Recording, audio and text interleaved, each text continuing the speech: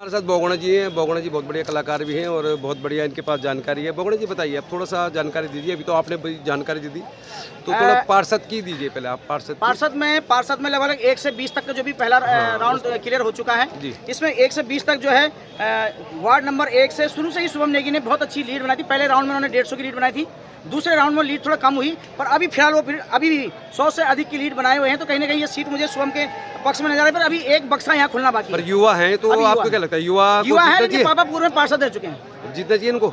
ये हाँ युवा है तो जीतना चाहिए, पर कहीं ना कहीं भी एक बक्सा शेष है। वो बक्सा किसके पक्ष में? लीड कितनी है? लीड 100 से ऊपर की है। तो चलिए, फिर विजय रावत भी बड़ी चर्चा में थे, तो विजय रावत के भी ये खासम खास माने जाते हैं। तो आपको लग रहा है यहाँ पे शुभम रावत अभी हाँ प्लस में? चले फिर वार्ड नंबर 2 में अनिल रावत ने अच्छी लीड ले ली है। अनिल रावत निर्दलीय है क्या? अनिल रावत बीजेपी से हैं। बीजेपी पिछली बार कांग्रेस से पार्षद थे, अब बीजेपी से हैं और इन्होंने जो है दीपक पांडे से लीड बनाई हुई है और बहुत बड़ी लीड अभी इनकी नहीं है। एक बक्सा यहाँ खुलना रह गया है। अच्छा, दीपक पांडे को निष्कासित कर दिया था बीजेपी ने, शायद वही कैंडिडेट है। दीपक पिछली बार के कैंडिडेट थे। ठीक है। अब उसके बाद वार्ड नंबर 3 में आइए। कोई बात, वार्ड नंबर 3 अरे किनारे बना रहे भाई, क्या यहाँ बना रहे, क्या दिक्कत है यहाँ पे कोने में? तो यहाँ खड़े ये सुधीर बोगोना जी, ये जो पीछे लोग खड़े हैं, क्या मामला है? पुलिस इधर भी लोगों को रोका हुआ है, उधर भी लोगों को रोका है। कहीं पुलिस के आगे भी एक दिक्कत ये बनी हुई कि भीड़ ज्यादा है और कहीं ना कहीं उन्होंने कानून व्यवस्था पुलिस ने बनाए रखने। तो वार्ड नंबर 3 की बात वार्ड नंबर 3 में जैसे मैंने कहा था कि संजय भंडारी ने पहले पीछे चले थे गुड्डू प्रधान जी से, पर गुड्डू प्रधान से उन्होंने कम से कम 70 से 80 वोटों की लीड ले ली है। अरे तो संजय भंडारी कौन सी पार्टी के? संजय भंडारी बीजेपी और ये गुड्डू प्रधान कांग्रेस। तो निर्दलीय भी कोई यहाँ पे निर्दलीय थे हरि सिंह राणा, श्री कृष्ण नेगी और जीवन अधिकारी। अच्छा, मतलब बीजेपी कांग्रेस में यहाँ पे बीजेपी कांग्रेस में मुकाबला है। आगे कौन चल? आगे अभी बीजेपी संजय भंडारी। चलिए फिर आप ये भी युवा है। अच्छा, वार्ड नंबर 4 युवा आगे आने चाहिए।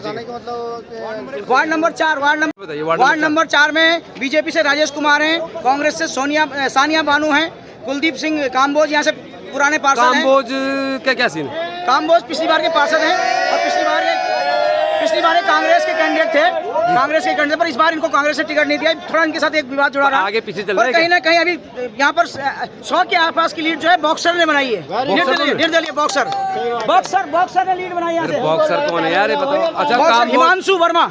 अच्छा, हिमांशु वर्मा निर्दलीय। वार्ड नंबर 5 बताइए। वार्ड नंबर 5 पे हम आते हैं। वार्ड नंबर 5 पर जो है वार्ड नंबर 5 यहाँ पर नईम अहमद 900 वोटों से जीत चुके हैं। चलो 6 नंबर पे आओ। 6 नंबर में ये नईम अहमद चौथी बार बन गए, बताओ। चौथी बार और लगभग 2 बार के पार्षद नगर पालिका में पार्षद रह चुके हैं। तो बताओ क्या इनका कुछ काम क्या होगा? अच्छा इनका हुआ। चलिए वैसे काम को सलाम जी, काम को सलाम, अस्सलाम वालेकुम, है ना? कैसे थे? नहीं 6 नंबर वार्ड में बॉबी बिस्ट कांग्रेस से हैं। बिस्ट और ये यहाँ पर तो क्या बोलते हैं, सूरज कांति क्या हो रहा है इनका? सूरज कांति का एक प्लस पॉइंट है कि है तो कांग्रेसी, कभी कांग्रेस से टिकट नहीं लेते हैं। अच्छा, जानबूझ के ताकि दोनों की वोट मिल जाए। और वही प्लस पॉइंट का अभी भी अभी भी कम से कम 100 से ऊपर की लीड इनकी है। अच्छा, कांति जी यार, ये तो यार ड्रामे वाली है। कांग्रेस और सूरज कांति में तो बॉबी बिस्ट को टिकट नहीं, बीजेपी के जो संजय थपलियाल है उसमें और कांति में लीड है। लीड है, मतलब टक्कर है। आगे बढ़िए। सुभाष पांडे जीत चुके हैं। सुभाष पांडे जीतेंगे। वो तो 8 नंबर वार्ड जयदीप नोटियाल जीत चुके हैं। जयदीप नोटियाल कौन से वार्ड जीते? 8 नंबर वार्ड से जयदीप नोटियाल जीत चुके हैं और भाजपा का नगर मंडल अध्यक्ष हार चुका है। अरे तो ये जयदीप नोटियाल निर्दलीय है? इनका टिकट काटा था बीजेपी ने। अच्छा, तो निर्दलीय हारी है। आगे आप क्यों चुनाव नहीं लड़ रहे यार? इतना बड़ा ढोलक बजाते हो यार, इतने बड़े कलाकार हो। वार्ड नंबर 9 में कृष्ण नेगी थे कांग्रेस से, परविंदर रावत थे बीजेपी से। बीजेपी जीत गई है यहाँ से, परविंदर रावत। चलिए आगे बढ़िए। 10 में बताइए। 10 नंबर वार्ड ये है, इसमें जो है कांग्रेस से नाजमीन जो कि MM की बीवी थी, ये अच्छी खासी लगभग 200 से ऊपर की लीड इन्होंने ले ली है और कहीं ना कहीं जीत चुके हैं लगता है। हाँ, तो चलिए ये भी जीत। और 11 नंबर वार्ड में विपिन डोबरियाल ने 150 से ऊपर की लीड ली। विपिन डोबरियाल कैसे जीत जा रहे हैं? वहाँ पे तो विवेक अग्रवाल इतने बड़े व्यवसायी है। अग्रवाल 30 नंबर पे भाई जी। और वो वहाँ पे जो विकास माहेश्वरी है, मुन्ना भाई का क्या? मुन्ना फौजी 2nd नंबर पे है। अच्छा, 2nd नंबर पे। अधिक की लीड अभी विपिन डोबरियाल ने बनाई है। कोटद्वार में व्यापारियों की वोट बीजेपी को पड़ती है, तो विवेक अग्रवाल कैसे जीत? बाजार का क्षेत्र है, बीच बाजार का क्षेत्र, तब इसमें ऐसी तो बार इनको टिकट मिल रहा है। फिर बराबर टिकट मिला। मुझे लगता है कि विपिन भाई को ये वाला टिकट विड्रॉल करना चाहिए था मेरी तरह, जैसे मैंने इस बार नहीं लड़ा। नहीं, तो विपिन डोबरियाल जानते हैं वहाँ पे कुछ ऐसी वोट है जो कांग्रेस के नाम पे उनको मिल जाती है। गुणा भाग उनकी बीवी बढ़िया समाज से। जी हाँ, विपिन डोबरियाल इसमें अल्पसंख्यक वोट भी है। हाँ, दोनों चलिए हो गया। 12 नंबर वार्ड जहाँ पर हम खड़े हैं जी, जहाँ पर हम अभी 12 नंबर वार्ड है। ये 12 नंबर वार्ड है। ये 12 नंबर वार्ड। यहाँ पे तो यार पुलिस भैंस की आंख देखो, जहाँ देखो वहाँ पुलिस तो फिर काउंटिंग तो हो ही रही है। तो चलिए फिर बताइए 12 नंबर वार्ड 12 में नंबर वार्ड में शुरू से ही आरती खंतवाल जो कि निर्दलीय इन्होंने लीड बनाई हुई थी और अभी तक इनकी लीड बनी हुई है। तो यहाँ पे बीजेपी को क्या हुआ? मीनाक्षी कोरनाल यहाँ पर सेकंड पे है, ये बीजेपी चौथे नंबर पे, बीजेपी चौथे नंबर पे है। ये कौन सा वार्ड है? 12 नंबर वार्ड कहाँ पड़ता है? Degree college. तो यहाँ पे बीजेपी चौथे नंबर पे चल रही है। चलिए फिर आगे बताइए वार्ड नंबर 13। अब 13 नंबर वार्ड में जो है यहाँ पर 13 नंबर वार्ड मैंने 12 नंबर वार्ड मैंने बता दिया। 13 नंबर वार्ड में रिजवाना परवीन बीजेपी, इन्होंने भी 150 से ऊपर की लीड बनाई हुई है। बीजेपी से रिजवाना परवीन लीड ले रही है। मीट मार्केट वाला इलाका है। ये तो बहुत बढ़िया मैसेज है फिर। तो यहाँ पर कहीं ना कहीं जो हमारे यासीन कबाड़ी जो पहले पार्षद रह चुके हैं, उनकी बहू है ये जी। इमरान भी पार्षद रह चुके हैं, उनकी बीवी है। तो ये सीट कहने के बीजेपी के पक्ष में भी बनी हुई है। अच्छा 14 में रीता देवी जीत गई, 14 को छोड़ दीजिए। 14 में रीता देवी निर्दलीय जीत चुकी है। 15 कविता मित्तल भी जीत चुकी है।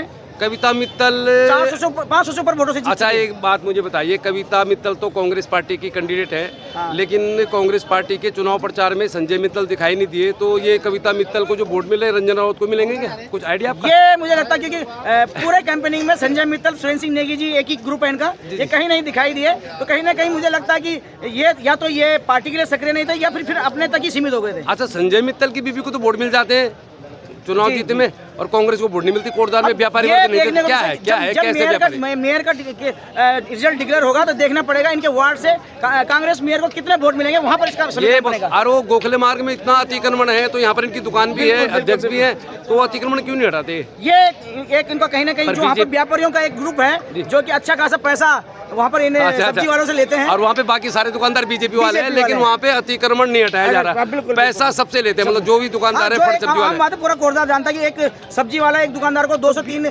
5 हज़ार महीना देता है। अच्छा एक बात बताओ, आप मुझे फोन कर दिया आप एक बात बताओ, कोटद्वार के गोखले मार्ग में जितनी दुकानें लगी हुई है उनके बारे में कहा जाता है कि 70% लोग जो है वो स्थानीय नहीं है। बिल्कुल। तो फिर बीजेपी जो मुद्दा उठाती है हिंदू मुसलमान बाहरी फलाना, तो फिर क्या है इसमें सोचने क्यों नहीं हटा रही? सोचने योग्य विषय रेडी क्यों नहीं हट रही है?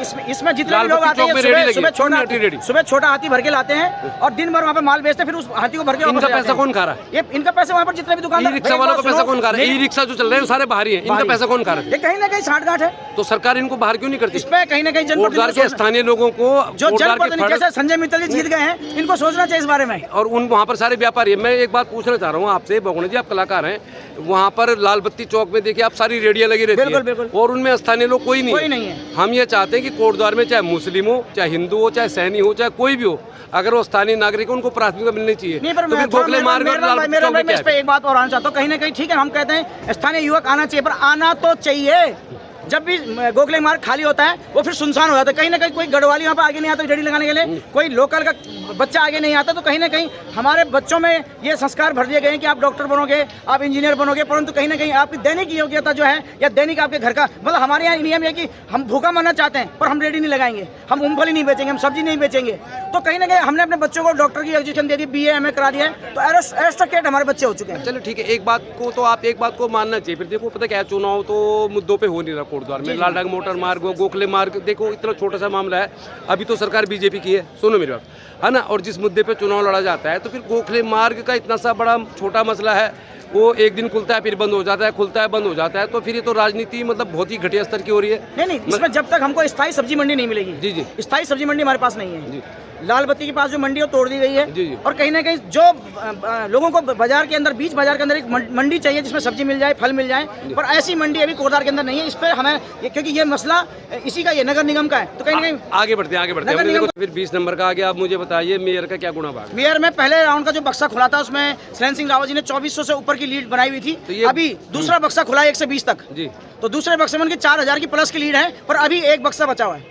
अच्छा आपको क्या लगता है कि देखो यहाँ पर बहुत सारे लोग हैं, यहाँ पे पुलिस की व्यवस्था है, अच्छी है पुलिस की व्यवस्था, हम पुलिस की तारीफ करेंगे क्योंकि यहाँ पर क्या होता है कि कभी भी कोई घटना हो सकती है। तो आप क्या तारीफ करेंगे पुलिस प्रशासन की? इधर भी लोग हैं, उधर भी लोग हैं। अब तक शासन और पुलिस प्रशासन ने जो व्यवस्था बनाई है ये अपने आप में, क्योंकि अभी तक एक प्रकार का हुड़दंग सुबह से यहाँ पर देखने को नहीं मिला है। चलिए मुद्दे पे आते हैं, अब आते हैं मुद्दे पे।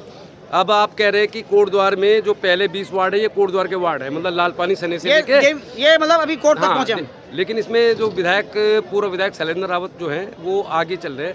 तो आपको कोटद्वार में क्या है कि कोटद्वार शहर में तो बनियों का शहर है, व्यापारी लोग बीजेपी के समर्थक माने जाते हैं, आपको मालूम है, इसमें कोई बोलने वाली बात नहीं है।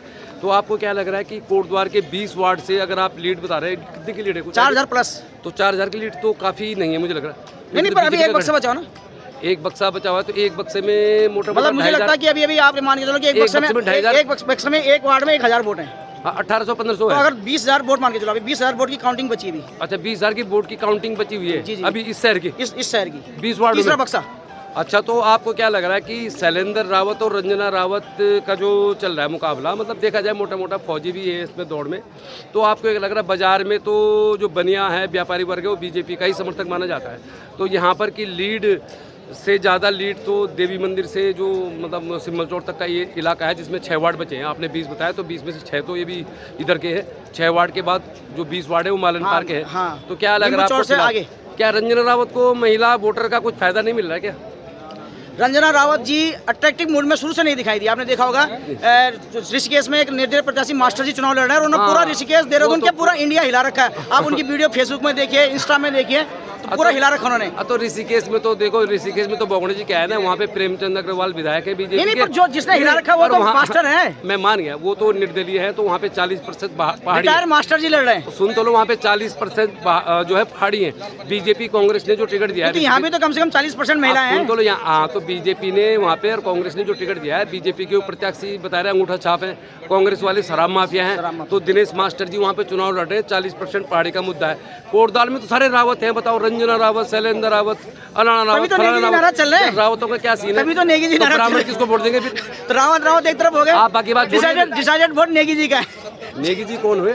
जैसे कई नेगी है, सुरेंद्र सिंह नेगी। तो नेगी जी चुनाव में तो है नहीं, कई वो क्यों नहीं है? वो यही तो देखने का विषय कि 7 से 8,000 वोट जो सुरेंद्र सिंह नेगी जी का व्यक्तिगत वोट है वो कहाँ पलटेगा? अच्छा, एक बात बताओ, माना जा रहा है कि कोटद्वार में जब सुरेंद्र सिंह नेगी की पत्नी ने चुनाव लड़ा था विभा चौहान के खिलाफ, तो कांग्रेस पार्टी की जो प्रत्याशी हैं उन्होंने सुरेंद्र सिंह नेगी की पत्नी का प्रचार नहीं किया, और विभा चौहान के भी बहुत सारे समर्थकों ने, ऐसी खबर आ रही, मतलब खबर मतलब ऑफिशियल नहीं है, तो आप कुछ कहिए पहले इस बात पे कहिए आप। नहीं, इसमें मैं देखने का विषय ये है कि इसमें मुद्दा ये नहीं जो आप बोल रहे हैं। मुद्दा यहाँ पर ये था कि जब रंजना रावत जी जिला अध्यक्ष कांग्रेस की, तो उन्होंने बहुत बड़े रूप में बूथ तक का संगठन जैसे बीजेपी का है, ऐसा संगठन जो है रंजना रावत ने खड़ा कर दिया था। इन्होंने खड़ा कर दिया था। सूरज कांति जीत गए तो जुलूस आ गया। अरे कांति जी, वार्ड नंबर 6 मेरे साथ जुड़ चुके हैं, विजयी घोषित हो चुके हैं। सर, पहले तो बहुत बहुत शुभकामनाएं। ये हम जनता का आभार व्यक्त करते हैं कि आपने एक बार फिर हमें सदन में भेजा। कितने की रही जीत? 153 वोटों से। अच्छा कांति जी, यार आप तो कांग्रेसी पृष्ठभूमि के हैं, लेकिन आप निर्दलीय टिकट लड़ रहे हैं। देखिए, मैं बहुत साफ शब्दों में कहना चाहूँगा, पहले से जो ग्राम सभाएं थी, पहले से हकीकत यह है कि हमने पहले भी बहुत साफ शब्दों में कहा था, कि ग्राम सभाएं समाप्त नहीं होनी चाहिए, क्योंकि वो गांवों का, हमारे देश का एक अंग था। नगर निगम वर्तमान समय में सरकार के द्वारा बनाया गया। हम कल भी विरोधी थे, हम आज भी विरोधी हैं, और हम लगातार उस बात का विरोध करते रहेंगे, क्योंकि हम इस बात को महसूस करते हैं कि जनता के ऊपर सुविधाएं देने से पहले ये सरकार जनता के ऊपर करों का बोझ डालना चाहती है। पिछली बार के भी निर्मत मान पास रहे के लिए यह है कि उसको सिविल लाइन की सुविधा उपलब्ध होनी चाहिए। वर्तमान समय में मैं देख रहा हूं कि हमारा जब कार्यकाल समाप्त हुआ था, हमने टैक्स नहीं लगने देने की प्रक्रिया प्रारंभ की थी, टैक्स नहीं लगने दिया था, लेकिन वर्तमान समय में सिविल लाइन का सर्वे करने के बजाय, सिविल लाइन की व्यवस्थाएं देने के बजाय लोगों के मकानों के ऊपर टैक्स लगाने का सर्वे वर्तमान में किया जा रहा है। हम इसका पुरजोर विरोध करते हैं और लगातार सदन के भीतर इस बात को उठाते रहेंगे कि यह नहीं होना चाहिए। हम जनता की बात को लगातार सदन में उठाएंगे। बहुत बहुत